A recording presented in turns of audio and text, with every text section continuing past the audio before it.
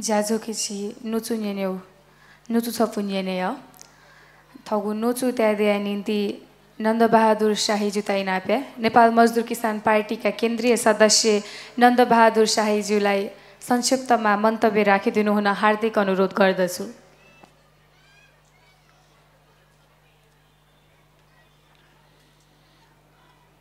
धन्यवाद।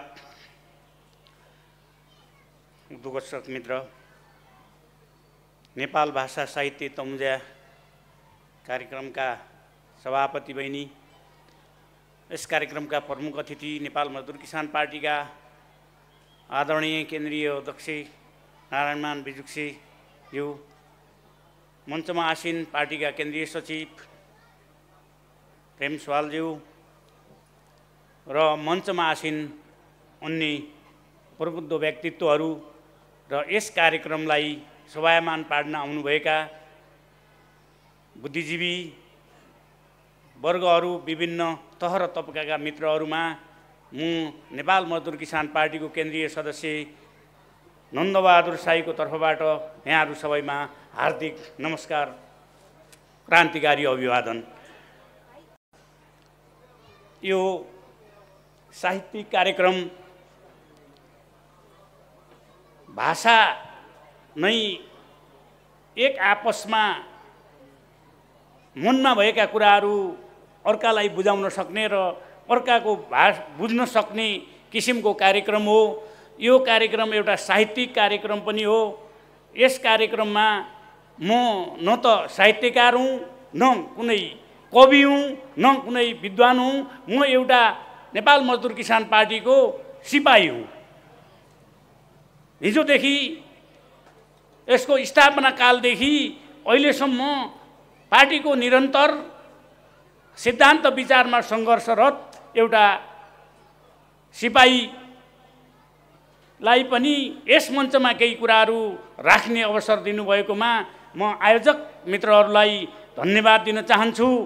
र सर्वप्रथम यो कार्यक्रम आयोजक मित्रहरूले जुन किसिमले सञ्चालन गर्नुभएको छ, यस नगरपालिकाका, यस जिल्लाका सम्पूर्ण मजदुर, किसान, बुद्धिजीवी सबै साथीहरूको आफ्नो आत्मीय सहयोग र सद्भावले यो कार्यक्रम चलिरहेको छ।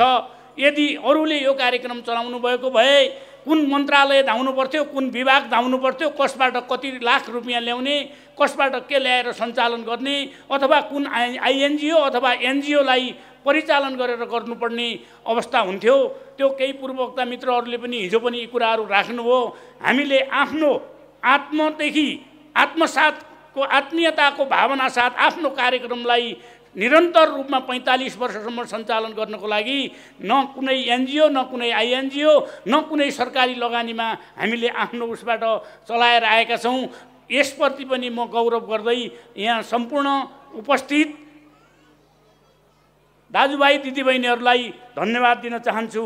आदरणीय मित्रहरू, नेपाल मजदुर किसान पार्टी स्थापना कालदेखि आफ्नो सिद्धान्त, नीति र विचारमा स्पष्ट आफ्नो दृढ अडानका साथ अगाडि बढेको पार्टी हो भन्ने कुरा यहाँहरूमा अवगत नै छ। नेपाल मजदुर किसान पार्टी हिजो केही मित्रहरूबाट आयो, यसले जिल्ला जिल्लामा, नगर नगरमा, गाउँ गाउँमा सङ्गठनहरू बनाउनु पर्यो, जानु पर्यो, बनाउनु पर्यो भन्ने जुन कुरा राख्नुभयो, उहाँहरूलाई म धन्यवाद दिन चाहन्छु। तर उहाँहरूले नेमकीपाले पञ्चायतदेखि स्थापना कालदेखि आजसम्म यो 82 को आन्दोलनसम्म आउन्जेलसम्म नेमकीपाले कुन कुन भूमिका खेल्यो, नेमकीपाले कति सङ्घर्ष गर्यो, कहाँ यसले सङ्घर्ष गर्यो भन्ने कुरा बुझिदिन पनि अनुरोध गर्न चाहन्छु। उहाँहरूले यो कुरा बुझिदिनु भएको जस्तो मलाई लागेन। किनभने पञ्चायती कालरात्रिमा भेरी कर्णाली जस्तो दुर्गम ठाउँहरू अहिले पनि गाडीबाट गयो भने सरासर नरोकिकन निजी गाडी लिएर गयो भने 3 दिनमा पुगिने ठाउँ हो।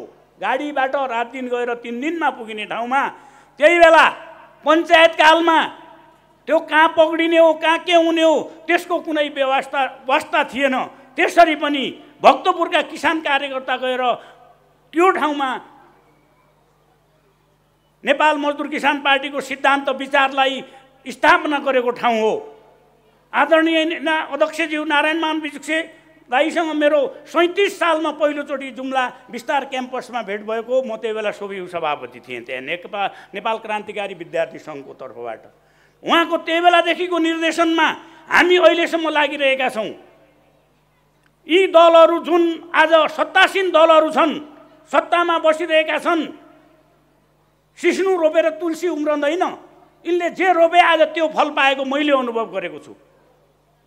हिजोदेखि म पार्टीको सङ्गठनमा लागेदेखिको आजसम्मको अनुभवले गर्दाखेरि यिनीहरूले जे रोपे त्यही फल पाएको मैले अनुभव गरेको छु। सत्तासीन दलहरूले, नेपाल मजदुर किसान पार्टीले कुन कार्यक्रम कुन उसमा सङ्घर्ष गरेन? पञ्चायत कालरात्रिमा पनि त्यसको विरुद्धमा जनतालाई उठाउने, समाजवादी विचार, मार्क्सवाद लेनिनवाद र माओ सेतुङ विचारधारालाई आत्मसात गरेर जनतालाई प्रशिक्षित गर्ने काम पञ्चायतको कालरात्रिदेखि अहिलेसम्म गर्दै आएको छ। त्यो ती दुर्गम बस्तीहरूमा अहिले पनि त्यसको निरन्तरता छ, अहिले पनि त्यो भइरहेको छ। पञ्चायतले त्यति बेला के गरेन? एउटा भक्तपुरको किसान कार्यकर्तालाई नेपालबाट बाटो थिएन, इन्डिया भएर नेपालगञ्ज भएर जुम्ला पुगेर फर्कँदाखेरि पञ्चायती स्याडीहरूले, घाँसभित्र लुकेका हरिया सर्पहरूले, पार्टीभित्रै लुकेका ती पार्टीका विरुद्धमा लाग्ने गद्दारहरूले सुराकी दिँदाखेरि पक्राउ परेर जुम्लाबाट मुगु जेलमा बसेको इतिहास नेपाल मजदुर किसान पार्टीको हो। अरू कसैसँग छ?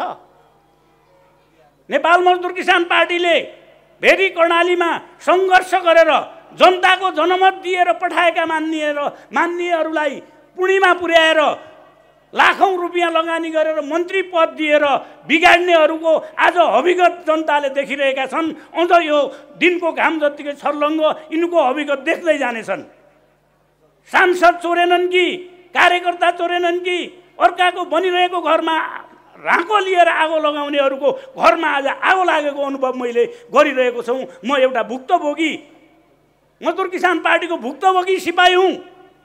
हिजो पञ्चायत कालदेखि बहुदलीय व्यवस्था हुँदै आज गणतान्त्रिक व्यवस्थासम्म आइपुग्दा पनि हामीप्रति यिनको हेर्ने दृष्टिकोण, हामीले सिकाएको बाटो, हामीले बनाएका कार्यकर्ताहरू आज पनि चोर्न छोडेका छैनन्। नेपाली काङ्ग्रेस, नेकपा एमाले र माओवादी तीनै पार्टीले नेपाल मजदुर किसान पार्टीलाई पाइलो टेकेको ठाउँमा पनि कहीँ पनि यिनीहरूले सुख दिएनन्। जडा बस्यो भने बाघ राख्दैन, टुपा गयो भने साप राख्दैन जस्तो व्यवहार गरे। कम्युनिस्टको नाममा, भाइचारा सङ्गठनको नाममा घरभित्र पसेर घरको सम्पत्ति लुट्ने काम यी कम्युनिस्ट भन्ने आफूलाई सत्ताधारीको नाममा सङ्गठन तहस नहस गर्ने काम गरे। पञ्चायत कालमा पनि भक्तपुर काण्डको बेला अब मजदुर किसान पार्टी रहेन भनेर बारा, पर्सा, रौतहट, चितवन लगायतका सङ्गठनहरूभित्र सबै सखाप गर्ने यिनीहरू नै हुन्। आज यिनको घरमा आगो नलागेर अर्काको घरमा आगो लाग्छ। खोइ यिनीहरूका ती कहाँ गए? ती युवा सङ्गठन, तिनीहरूका वाइसिएल कहाँ गए? तिनीहरूका नेभी सङ्घ कहाँ गए? तिनीहरूका उनीहरू यो अर्को युवा सङ्घ, त्यसपछि गएर यो तरुण दल, खोइ त आज ती कहाँ गए? हिजो अर्काको घरमा आगो लगाउन पठाइएका थिए, आज आफ्नो घरमा आगो लगाउन यी आफै तल्लीन भएर पसिरहेको अवस्था हो यो देशको। आज नेपाल मजदुर किसान पार्टीलाई समूल नष्ट गर्ने उद्देश्यले यिनले जहाँ नेपाल मजदुर किसान पार्टीको सङ्गठन छ त्यहाँ अनेकौँ किसिमका प्रलोभनहरू दिएर, अनेकौँ किसिमका भ्रष्टाचारहरू गर्न दिएर जुम्ला, कालीकोट, दैलेखका सांसदहरूलाई समेत बाँकी राखेनन्। आज पनि नेपाल मजदुर किसान पार्टीले रद्दीका टोकरीमा फालेका चिजहरू त्यो रद्दीको टोकरीमा उठाएर सत्तामा पुर्याएका छन् सत्तासीन दल भन्नेहरूले। आज पनि नेपाल मजदुर किसान पार्टीले भ्रष्टाचारी, खराबी यो सबै भएका मान्छे हुन् भनेर कारबाही गरेका मान्छेहरूलाई आज मन्त्री बनाएका छन्, अहिले पनि मन्त्रीमा बहाल राखेका छन्। त्यो ज्यान्जी आन्दोलनले कहाँ हेऱ्यो? त्यो सिंहदरबारको दोष हो? होइन, त्यो सिंहदरबारमा बस्नेहरूको दोष हो, त्यो शासन सत्ता चलाउनेहरूको दोष हो, त्यो संसद भवनको दोष होइन, त्यो सर्वोच्च अदालतको दोष होइन। सर्वोच्च अदालतमा भागभण्डामा न्यायाधीश नियुक्ति गर्नेहरू को दोष हो आज सर्वोच्च अदालत जलाइयो। त्यस कारणले यो आन्दोलनको विषयमा मैले थोरै आफ्नो अनुभव के भन्यो भने आयोजकहरू नै थिए, रिमोटहरूकै हातमा थियो। हामी त के भयौँ, सिटी लगाइदिएपछि सर आएर भलिबल खेलिदिने फुटबल खेलिदिने खेलाडी मात्रै थिए जेन्जीहरू, आगो लगाउने अरू नै थिए। आज यहाँ प्रश्न चिन्ह खडा छ, सुरक्षा निकायमाथि पनि हामीलाई शङ्का उत्पन्न भयो। किन भयो? सुरक्षा निकाय हेरेको हेरै सरकारविहीन भइसकेको थियो, प्रधानमन्त्रीले राजीनामा गरिसकेको थियो, त्यसपछि देशको ठुलो सम्पत्तिमा आगो लागेको छ, देश जलेको अवस्था छ। तर खोइ त्यहाँ त तुरुन्तै सैनिक शासन लागू हुनुपर्थ्यो अथवा सुरक्षा निकायले त्यो सरकारी सम्पत्तिको राष्ट्रको सम्पत्तिको जगेर्ना गर्नुपर्थ्यो, त्यो हुन सकिरहेको अवस्था छैन। त्यस कारणले आज देशमा के भइरहेको छ त, घरमा आगो लगाएर खरानीको व्यापार गरिरहेका छन्। आफ्नो घरमा आफै आगो लगाए, अब आज खरानी थापेर अब यो बनाइदिनु पर्यो। अब यो एनआरएन भन्ने संस्थासँग गुहारिरहेका छन्, भारतीय राजदूतावाससँग गुहारिरहेका छन्। अब यो सिंहदरबार बनाइदेऊ, यो संसद भवन बनाइदेऊ, यो सर्वोच्च अदालत बनाइदेऊ भनेर खरानी आफ्नो घरमा आफै आगो लगाएर खरानी डालोमा राखेर लिएर भिख मागिरहेका अवस्था छ। के जेनजीको आन्दोलन हिजो सदनमा त्यो गएर के भन्छ यसलाई महाअभियोग दर्ता भएका प्रधान न्यायाधीशलाई प्रधानमन्त्री बनाउनको लागि जेनजीको आन्दोलन हो? ऊर्जा मन्त्री, भौतिक योजना मन्त्री, एमसिसीका मतियार, एमसिसी नेपाल भित्र्याउनका लागि अनेकौं किसिमका चाल खेल्ने कुलमान घिसिङलाई मन्त्री बनाउनका लागि जेनजीको आन्दोलन हो? जेनजीले आफ्नो रगत बगाएका हुन्। यो देशको भ्रष्टाचार अन्त होस्, यो देशको कुरीति अन्त होस्, यो देशको शिक्षा, स्वास्थ्य, रोजगारी कायम होस् भन्ने उनीहरूको माग थियो। अब कसले गर्छ त यो रोजगारी? कसले दिने? शिक्षा कसले सुधार्ने? अन्य कुराहरू कसले गर्ने? यिनीहरूबाट यो सम्भव छ? गैर संवैधानिक कुरा गरेर आज हामी संविधानको जगेर्ना अब अस्ति नाटक मञ्चन गरिरहेका छन्। संविधान दिवसका दिन संविधान बनाए, हामी यो संविधानका रक्षक हौँ, पालक हौँ। संविधानका त भक्षक हुन् नि, पालक होइनन्, रक्षक होइनन्। त्यस कारणले गर्दाखेरि आज देश ठुलो भड्खलामा छ। नेपाल मजदुर किसान पार्टीले हिजोदेखि भनिआएको छ, अन्याय नगर, भ्रष्टाचार नगर, यो बेथिति नगर, शिक्षा र स्वास्थ्यमा ध्यान देऊ, रोजगारीमा ध्यान देऊ, उद्योग धन्दा कल कारखाना स्थापना गर र अनि देशमै रोजगारीको व्यवस्था हुन्छ भनेको थियो। तर आफूलाई कम्युनिस्ट पार्टी भन्ने 2/3 दम्भ गर्ने पार्टीहरू पनि सरकारमा जाँदाखेरि देशमा एउटा पनि उद्योग स्थापना भएन, एउटा पनि कारखाना स्थापना भएन। भएकाहरू पनि बिक्रीको लाइनमा छन्, बिक्रीको लिस्टमा राखे र आज देशलाई भड्खालोमा पार्ने त यिनीहरू नै हुन् नि त। आज कोहीका आँसु चुहाइरहेका छन्, कोठामा बसेर रोइरहेका छन्।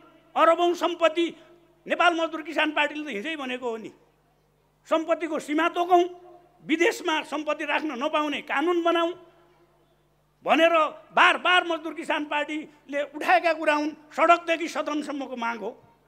आज ती भ्रष्टाचारीहरू, ती अकुत सम्पत्ति लिएर विदेशमा थुपार्नेहरू अझ आफूलाई 2/3 दम्भ देखाएर अरूमाथि दमन गर्नेहरू। हामीले त पञ्चायत पनि सयौँ, पञ्चायतले पनि हामीलाई अनेकौं मुद्दा लगायो। बहुदलीय व्यवस्थामा पनि आयौँ, बहुदलीय व्यवस्थाले पनि हामीलाई मजदुर किसान पार्टीको खेदो गर्न बाँकी राखेन।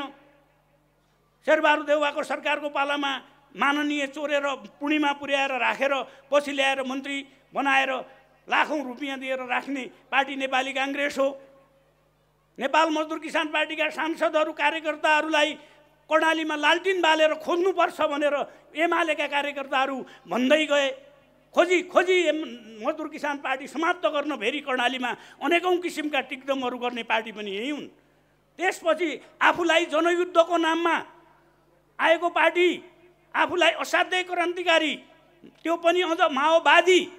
हामी त माओ विचारधारा, माओ सेतुङले आफै नस्वीकारेको बाद हामी त विचारधाराको रूपमा पार्टी प्रयोग गर्ने पार्टी, उनीहरू त माओवाद हुबहु चीनमा जे भयो त्यही यहाँ गर्नुपर्छ भनेर लागेकाहरू पनि मजदुर किसान पार्टी पछि नै लागे। मजदुर किसान पार्टीका कार्यकर्ताहरूलाई, माओवादीका कार्यकर्ताहरूलाई हामीले गएका ठाउँहरूमा के बुझ्यौँ भने काङ्ग्रेस हौ, एमाले हौ, मजदुर पार्टी भएर के पाउँछौ? मजदुर किसान पार्टी भएर सिद्धान्त विचार सिकाइरहेछ।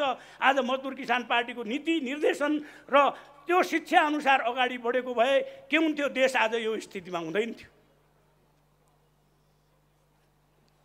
यसरी यो ठुलो खेल भइरहेको छ। हाम्रा देशका बुद्धिजीवीहरू, ठुला मिडियाहरू किनिएका छन्, अरूको जुठो बुरो खाएर पालिएका छन्। मजदुर किसान पार्टीले गरेको उनीहरू केही पनि देख्दैनन्, आँखा चिम्लन्छन् उनीहरू।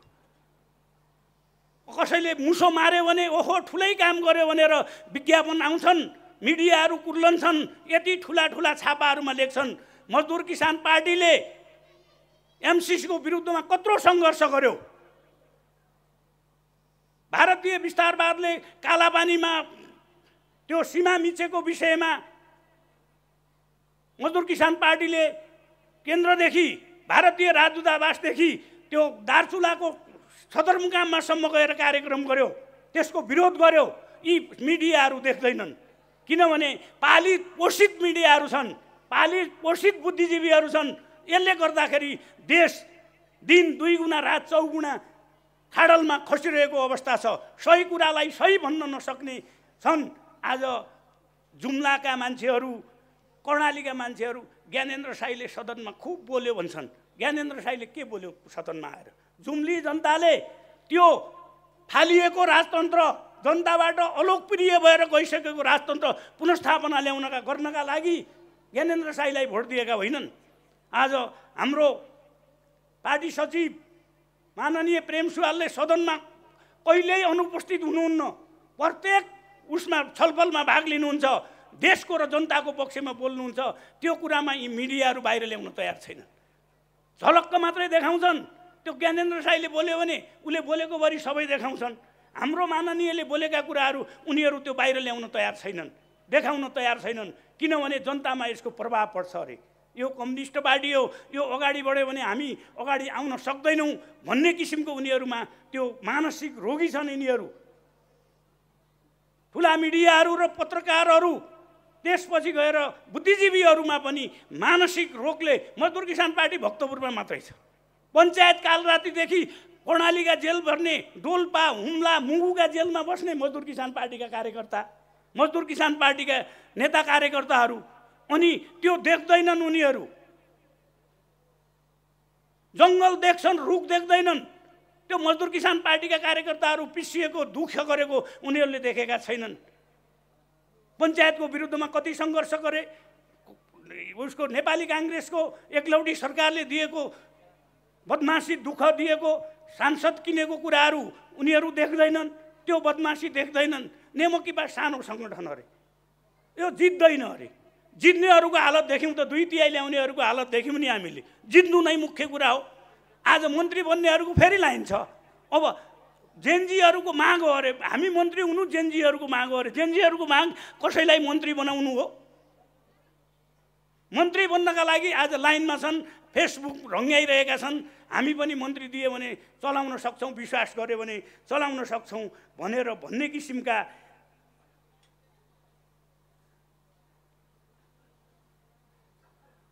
त्यस कारणले गर्दाखेरि हामीले बत्ती एउटा मात्रै हुन्छ, त्यो पुरै कोठा उज्यालो दिन्छ। तारा धेरै हुन्छन् आकाशमा, चन्द्रमा एउटा मात्रै हुन्छ, त्यसले पुरै उज्यालो दिन्छ। नेपाल मजदुर किसान पार्टीले लिएको बाटो, सिद्धान्त, विचार सबैभन्दा उत्तम विचार हो। समाजवादी व्यवस्था नआइकन हामी कसैको पनि कल्याण हुनेवाला छैन।